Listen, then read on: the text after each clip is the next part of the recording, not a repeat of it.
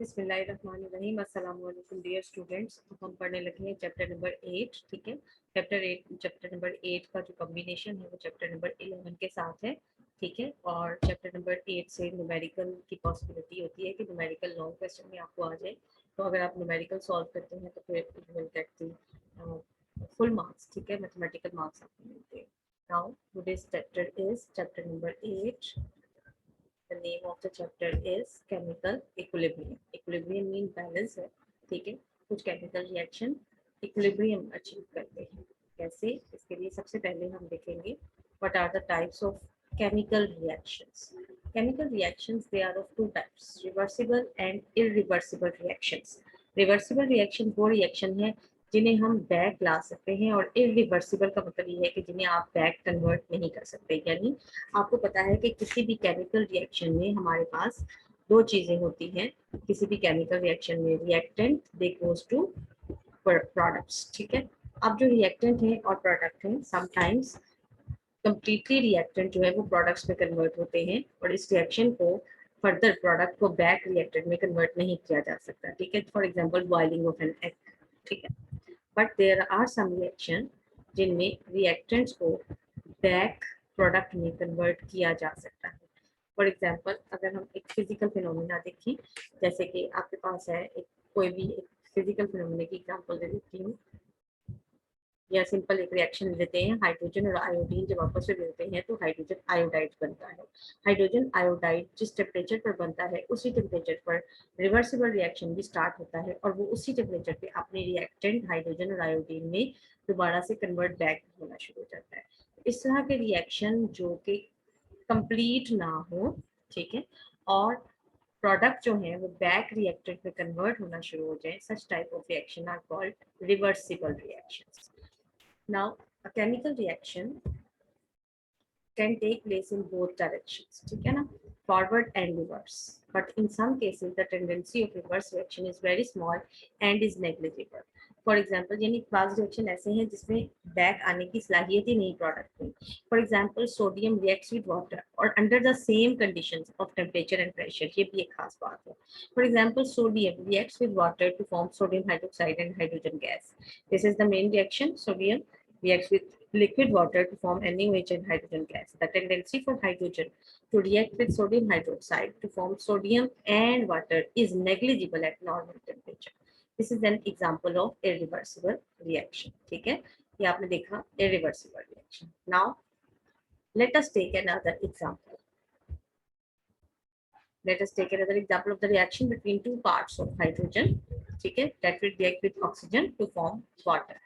ठीक है, and we get in one part of oxygen by means of an electric spark. जब हम hydrogen और ऑक्सीजन को इलेक्ट्रिक स्पार्क प्रोवाइड करते हैं at normal temperature and pressure, the reaction occurs stoichiometrically according to the following chemical equation. 2H2 plus O2 goes to 2H2O. If hydrogen and oxygen are present in correct proportion, proportion का क्या मतलब है, यानी जो mole ratio 2:1 की लिखी है, there will be no residual gas, यानी कोई गैस नहीं बचेगी, यानी हाइड्रोजन ऑक्सीजन से कंप्लीटली रिएक्ट कर जाएगी. If the product is heated to a temperature of 1500, product क्या है आपकी वाटर, अब प्रोडक्ट वाटर को कहता है 1500 डिग्री सी तक अगर हम हीट करें, a noticeable quantity of water decomposes, water क्या होगा, डिकम्पोज हो जाएगा, producing hydrogen and oxygen. It means that reverse reaction can occur. ठीक है, तो कहता है कि हमारे पास कुछ रिएक्शन ऐसे हैं कि जो, लेकिन इस रिएक्शन को भी अगर आप देखें, इस रिएक्शन में आपने रिएक्शन कंडीशन चेंज की. क्या चेंज किया, जब वाटर हाइड्रोजन और ऑक्सीजन आपस में मिले तो इलेक्ट्रिक स्पार्क देना पड़ा, और जब वाटर को डिकम्पोज करना पड़ा तो 1500 डिग्री सी पर वाटर डिकम्पोज हुआ. इसका मतलब कंडीशन चेंज करके आप एक रिएक्शन को दूसरे रिएक्शन में कन्वर्ट कर रहे हैं. ठीक है, यानी एक प्रोडक्ट को दूसरी उसके रिएक्टेंट्स में, तो ये भी रिवर्सिबल रिएक्शन नहीं है.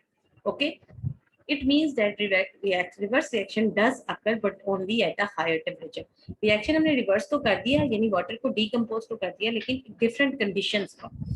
ठीक है, ये आपने जहन में रखना है कि इसका मतलब है कि ये रिएक्शन जिसके लिए हमने प्रोडक्ट को बैक रिएक्टेंट में डालने के लिए क्या है, कंडीशन चेंज करना पड़ी, इस तरह के रिएक्शन को आप रिवर्सिबल रिएक्शन नहीं कहेंगे. Okay, now look at the reaction between nitrogen and hydrogen. Nitrogen and hydrogen, they combine by Haber's process to form ammonia gas. ठीक है, 450 degree C at the iron catalyst by using iron catalyst and at high pressure nitrogen gas hydrogen gas से मिलकर ammonia बनाती है। But ये formula भी गलत लिखा हुआ है, NH3 होता है। ठीक है, यहाँ पे क्या होता है, NH3। क्या है कि अमोनिया जो है इसी टेम्परेचर पर रिवर्स बैक भी हो जाती है। मीन्स कि ये रिएक्शन जो है under the same condition of temperature and pressure, ठीक है, यहाँ पे आपके पास ये गलत लिखा हुआ है, अमोनिया NH3। ठीक है, कहते हैं under the same condition of temperature and pressure ammonia back nitrogen और हाइड्रोजन में कन्वर्ट होना चाहिए। ऐसे केस में हमारे पास ना तो प्रोडक्ट कंप्लीटली यानी बनती है फ्रॉम रिएक्टेंट्स और ना ही रिएक्टेंट जो है वो कंप्लीटली कंज्यूम होते हैं। और हम ये भी कह सकते हैं कि जब रिएक्शन इस कंडीशन पर आता है तो रिएक्शन में एक डायनामिक इक्विलिब्रियम एस्टेब्लिश हो जाता है। डायनामिक इक्विलिब्रियम क्या है? Dynamic equilibrium is not like a static equilibrium, यानी एक नहीं है कि बैलेंस हो गया सब कुछ। इसमें ये होता है कि नाइट्रोजन और हाइड्रोजन जितनी अमाउंट में अमोनिया बना रहे होते हैं, at the same time ammonia उसी तरह डीकम्पोज होकर नाइट्रोजन और हाइड्रोजन बना रही होती है। That the rate of forward reaction becomes equal to rate of reverse reaction. Forward क्या है? नाइट्रोजन और हाइड्रोजन मिलकर जब अमोनिया बनाते हैं तो इसे हम फॉरवर्ड रिएक्शन कहेंगे। ठीक है, और उसके लिए आर एफ यानी rate of forward reaction, speed of forward reaction की बात करेंगे। और जब अमोनिया डीकम्पोज होकर नाइट्रोजन और हाइड्रोजन बनाता है तो इसे हम रिवर्स रिएक्शन कहते हैं। ठीक है, आप अभी फिलहाल ये लिख रहे हैं रिवर्स रिएक्शन। ठीक है, और ये कौन सा रिएक्शन था? ये रिएक्शन आपके पास फॉरवर्ड रिएक्शन है। ठीक है, तो फॉरवर्ड रिएक्शन जो है वो हमारे पास ये वाला, ठीक है, फॉरवर्ड रिएक्शन। सही है, तो जो जब रिएक्शन आप चूंकि हम जो इक्वेशंस हैं वो लेफ्ट से राइट की तरफ लिखते हैं, तो ये हमारा पहले वाला रिएक्शन फॉरवर्ड रिएक्शन है और बैकवर्ड रिएक्शन रिवर्स रिएक्शन है।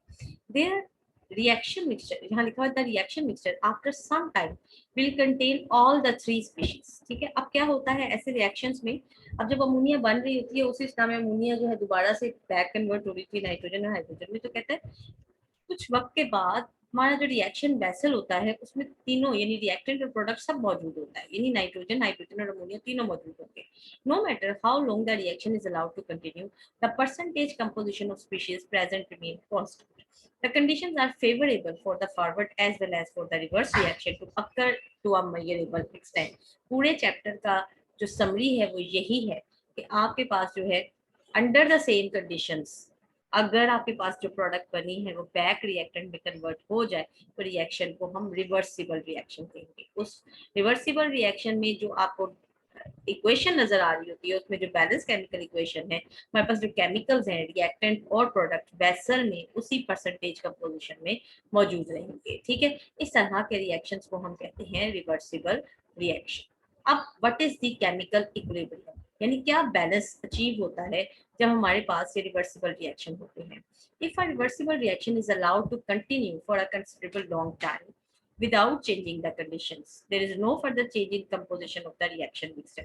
हम देखते हैं कि हमने रिएक्शन लगाया हुआ है लेकिन क्या होता है कि वो रिएक्शन मुसलसल चलता रहता है लेकिन फाइनली कोई चेंज नहीं आता। जब रिएक्शन एक खास लिमिट पर पहुंच जाता है तो फर्दर ना तो प्रोडक्ट बनती है और ना ही रिएक्टेंट कंज्यूम होती है।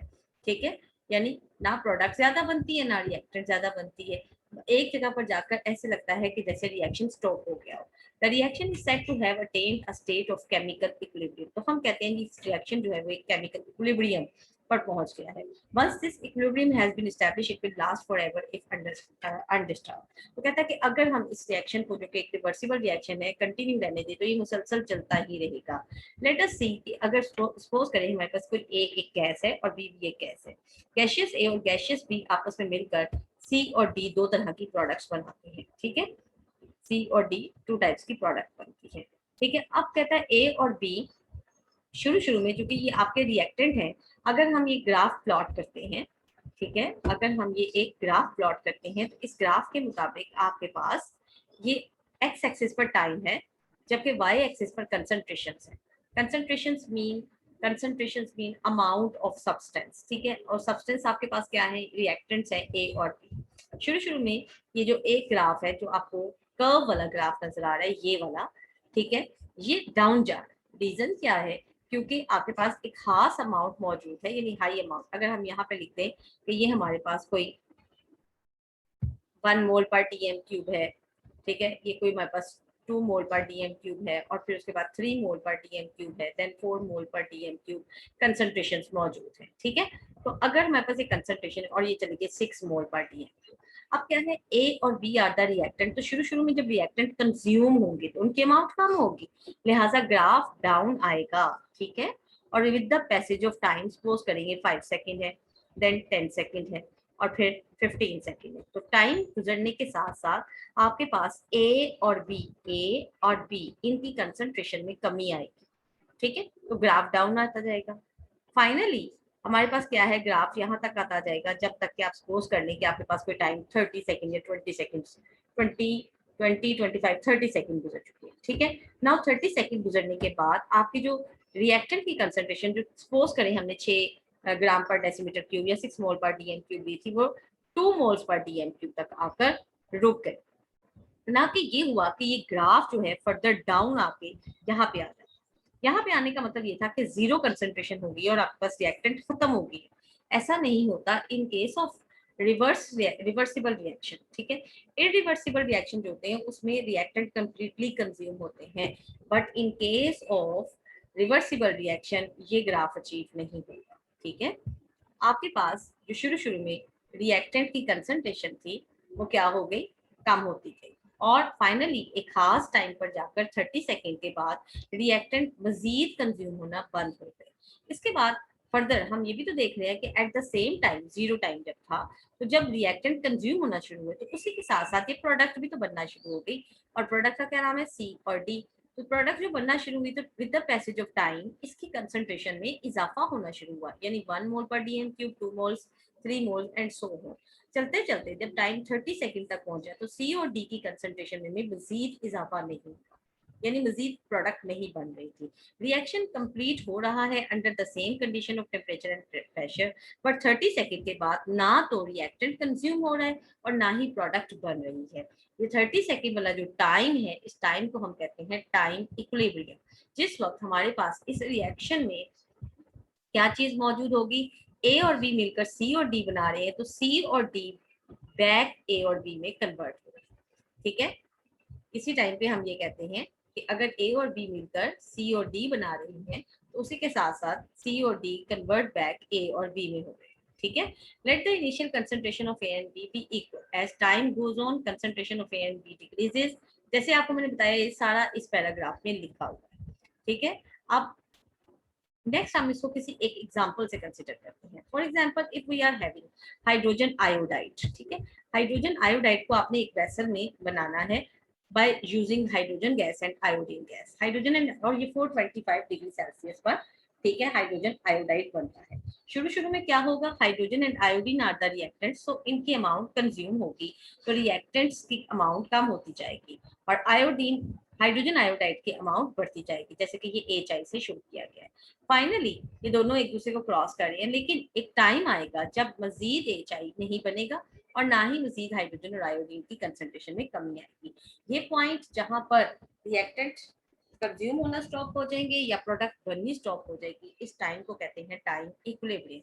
और इस वक्त हम ये कहते हैं कि रिएक्शन हमारा जो है वो एक इक्विलिब्रियम यानी डायनामिक इक्विलिब्रियम पर पहुंच चुका है। डायनामिक इक्विलिब्रियम की एक कंडीशन है, डायनामिक इक्विलिब्रियम देखने में लगता है जैसे रिएक्शन स्टॉप हो चुका है, और अगर हमने इसको ना निकाला तो ये रिएक्शन इसी तरह कंटिन्यू पड़ा रहेगा, लेकिन कुछ नहीं बनेगा, ना कुछ कंज्यूम होगा ना कुछ बनेगा।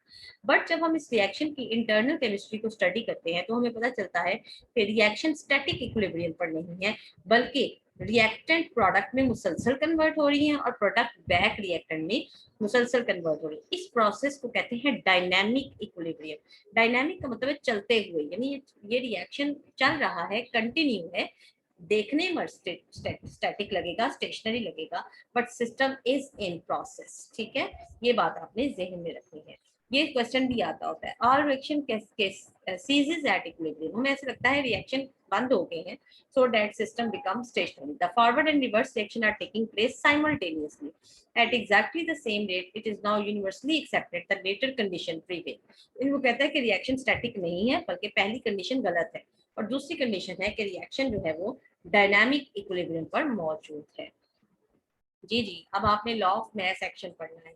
लॉ ऑफ मैस एक्शन आपने पहले भी पढ़ा हुआ है, लेकिन still we have to study it. Let us suppose कि आपके पास दो रिएक्टेंट्स हैं A and B and they are converted into C and D are the products. ठीक है, सी और डी आफ्टर सम टाइम्स क्या होगा, जब ए और बी की एक खास अमाउंट कंज्यूम हो जाएगी तो सी और डी बनना बंद हो जाएंगे और फाइनली सी और डी जो पता चलेगा ए और बी में बैक कन्वर्ट होंगे। रिएक्शन एक रिवर्सिबल कंडीशन पे चला जाएगा। A plus B goes to C plus D, this is the forward reaction, and C plus D goes to A plus B, this is called as reverse reaction। ठीक है, a state of dynamic equilibrium helps to determine the composition of reacting substance and the products at equilibrium। We use the relationship derived by C.N. Goldberg and R. Morg in 1864। Once board के exam में MCQ में ये पूछ लिया गया था, law of mass action कब दिया गया, 1864। It is known as the law of mass action. अब लॉ ऑफ मास एक्शन क्या है? It states that the rate at which the reaction proceed, यानी वो स्पीड जिससे रिएक्शन को प्रोसीड करता है, this is directly proportional to the product of active masses of the reactant। यानी वो डिपेंड करता है कि आपके जो रिएक्टेंट हैं उनका एक्टिव मैस क्या है। एक्टिव मैस वो होता है कि हम बेशक बहुत ज्यादा ढेरों ढेर चीजें मिला लें, लेकिन रिएक्शन में उतनी ही केमिकल रिएक्ट करते हैं जो एक्टिव मैस रखते हैं, यानी जो रिएक्शन में एक्टिवली पार्टिसिपेट करते हैं वो सिर्फ स्टाइकियोमेट्रिक अमाउंट्स होती हैं। ठीक है, एक्टिव मैस का मतलब है कि मैस जो कि सिर्फ रिएक्शन में कंज्यूम होगा। ठीक है, बाकी जो है वो वेस्ट फॉर्म में अवेलेबल होगा। Okay, active mass means this one. तो इसीलिए एक्टिव मैस की वजह से इस लॉ का नाम लॉ ऑफ मैस एक्शन है, यानी वो मैस रिएक्टेंट या प्रोडक्ट का जो सिर्फ एक्टिवली रिएक्शन में पार्टिसिपेट कर।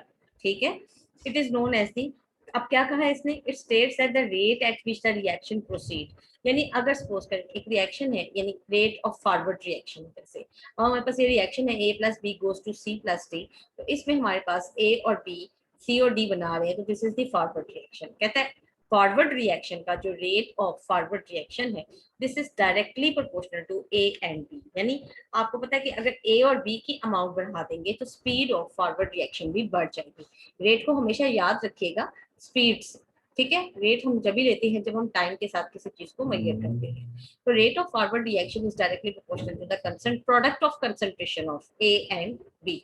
अगर मैं इसको कहूँ तो product of concentration of all the reactants, तो रिएक्टेंट हमारे पास दो ही हैं ए और बी, लिहाजा उनकी concentration.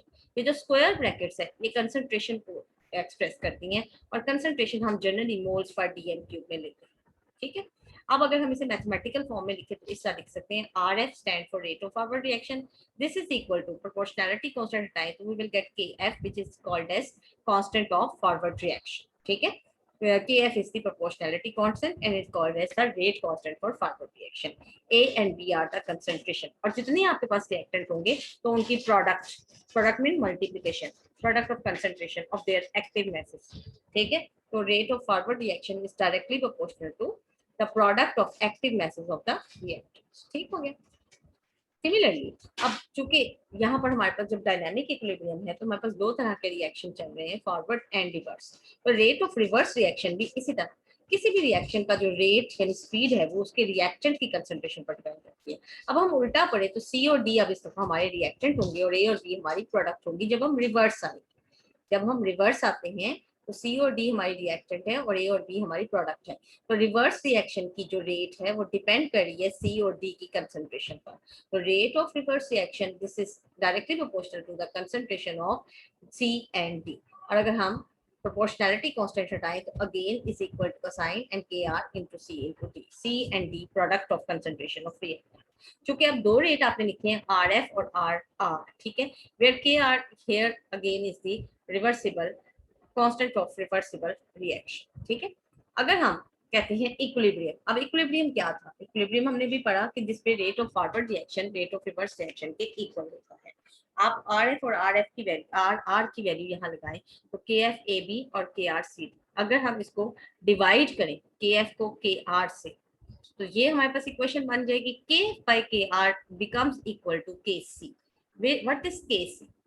Kc is called equilibrium constant, ठीक है, of the reaction, जो कि रेशियो है Kf और Kr की, यानी फॉरवर्ड रिएक्शन और रिवर्स रिएक्शन के कांस्टेंट्स की रेशियो। ठीक है, तो Kc is equal to the product over reactants concentration, यानी ratio of product over reactants. ठीक है, The constant Kc is called the equilibrium constant of the reaction. Kc is the ratio of two rate constant. ठीक है ना, Kc क्या है? This is the ratio of two rate constant Kf over Kr.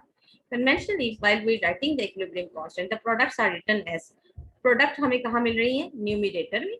Numerator का मतलब समझते हैं ना आप, जो हम ओवर के ऊपर लिखते हैं, ये न्यूमिरेटर है और ये डिनोमिनेटर है. ठीक है, तो केसी में हम देखते हैं कि प्रोडक्ट और रिएक्टेंट. अगर हम सिंपल वो जो हमारा रिएक्शन है ए प्लस बी, ठीक है, that goes to C plus D. ठीक है, तो हम इस रिएक्शन में आराम से ये कहते हैं कि this is our product, this is reactant. तो अगर आप देखें तो केसी के एक्सप्रेशन में सी डी आ गया ऊपर न्यूमिरेटर में, तो इसका मतलब है this is product and that is the reactant. तो अगर हम ये कहें केसी क्या है? Rate constant for forward step and rate constant for reverse reaction, और it is equal to the product concentration over reactant concentration. ठीक है, अब नेक्स्ट क्या है कि हमारे पास अगर सपोज करें कि लॉ ऑफ मास एक्शन के according, law of mass action हमें समझाता है कि हमने किस तरह इक्विलिब्रियम कांस्टेंट के जो एक्सप्रेशंस हैं, ठीक है, अगर आपके पास ये एक सिंपल रिएक्शन था पहले वाला जिसमें हमारे पास कोई कोएफिशिएंट्स नहीं मौजूद थे, ठीक है, यानी आपके पास जो रिएक्टेंट्स थे, फॉर एग्जांपल जो रिएक्टेंट ए है इसका कोई कोएफिशिएंट नहीं था. सपोज करें कि इसके साथ कुछ मोल्स भी लिखे हुए हैं, जैसे ए लिखा. ठीक है, नाउ जैसे अभी हमने पढ़ा था N2+3H2, तो 3 was the coefficient for hydrogen. तो इसी तरह आपने डिफरेंट इक्वेशंस देखी होंगी जिनमें कोई ना कोई कोएफिशिएंट लगा होता है. यहाँ पर अगर सपोज करें कि small a is the coefficient of capital A and small b is the coefficient of capital B, then they will goes to C plus DD. अगर इस तरह की कंडीशन आए तो according to law of mass action ये जो coefficient है they become the power या exponent of the concentration in the rate equation. ठीक है, यानी ये जो लॉ ऑफ मास एक्शन की इक्वेशन है Kc, इसमें C की पावर बन जाएगी स्मॉल c और D की पावर बन जाएगी स्मॉल d. ठीक है, hence the coefficient in the equation appear as exponents power of the terms of concentration in the equilibrium constant expression. Units of equilibrium constant, चूंकि ये प्रोडक्ट और reactant की रेशियो है लिहाजा इसके यूनिट्स नहीं कंसिडर किए जाते, but sometimes we can write units. ठीक है, फॉर एग्जांपल हमारे पास ये एक रिएक्शन है, इस रिएक्शन में हमारे पास there is a reaction, this is the esterification reaction. इस esterification reaction में आपके पास एसिटिक एसिड है, एक्वा मीन सोल्यूशन फॉर्म में पानी में मिक्स है. ठीक है, इथाइल अल्कोहल एक्वा सोल्यूशन. ठीक है, अगर हम एसिटिक एसिड और इथाइल अल्कोहल को मिक्स करें तो हमारे पास बनता है इथाइल एसीटेट. ये एक एस्टर है, ethyl acetate along with water. ठीक है, अब इनके साथ नीचे कंडीशन भी लिखी हुई है वाटर लिक्विड फॉर्म में, जबकि ये सब एक्वा का मतलब होता है पानी में डिसॉल्व सॉल्यूशंस है. सॉल्यूशन क्या होता है? Solute plus solvent goes to solution. ठीक है, अच्छा, अब आपके पास ये जो है इथाइल एसीटेट बना. इस रिएक्शन के लिए अगर आपसे कोई कहे कि इक्विलिब्रियम कांस्टेंट लिखें, ठीक है, इक्विलिब्रियम कांस्टेंट का एक्सप्रेशन लिखें, write down the equilibrium constant expression. तो केसी का एक्सप्रेशन आप कैसे लिखेंगी? Obviously these are your products and this is the reactant.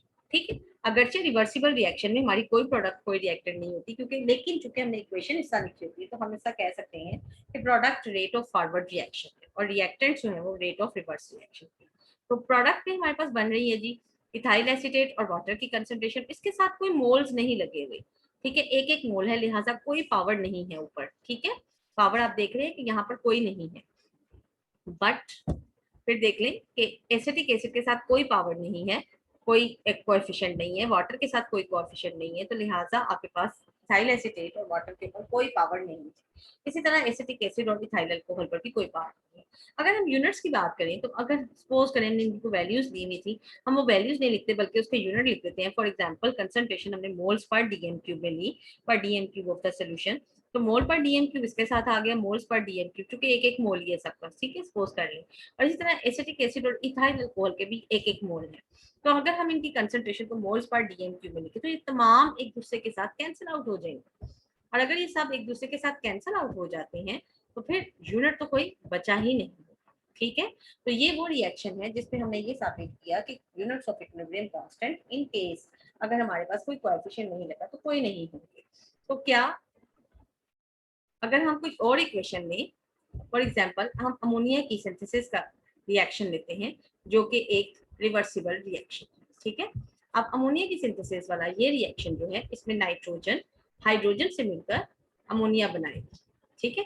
Nitrogen 1 mole N2 reacts with 3 moles hydrogen to form 2NH3। इसके लिए अगर हम इक्विलिब्रियम कांस्टेंट एक्सप्रेशन लिखें तो वो ये बनता है, ठीक है, Kc is equal to NH3।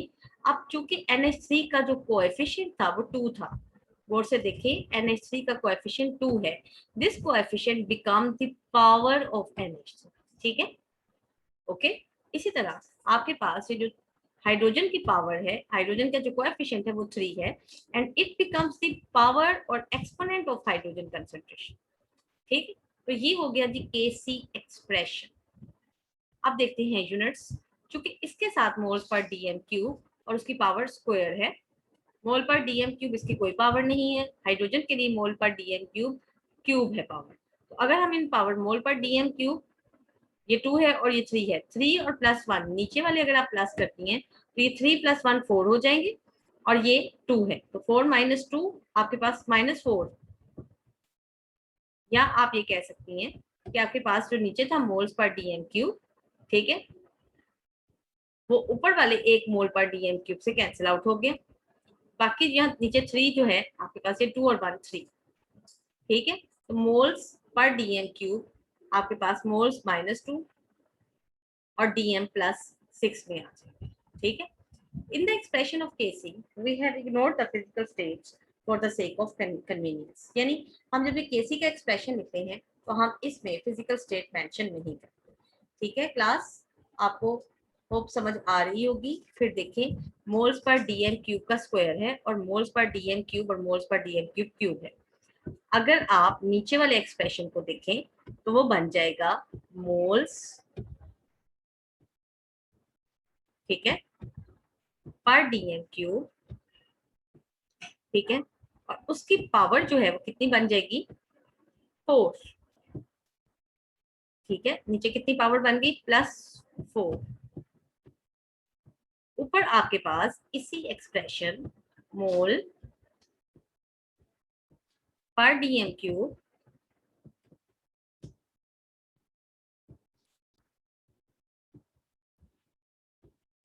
की पावर है +2, ठीक है। इसके बाद आप देखो कि अगर हम बेस 1 ही ले लें तो मोल पर डीएम क्यूब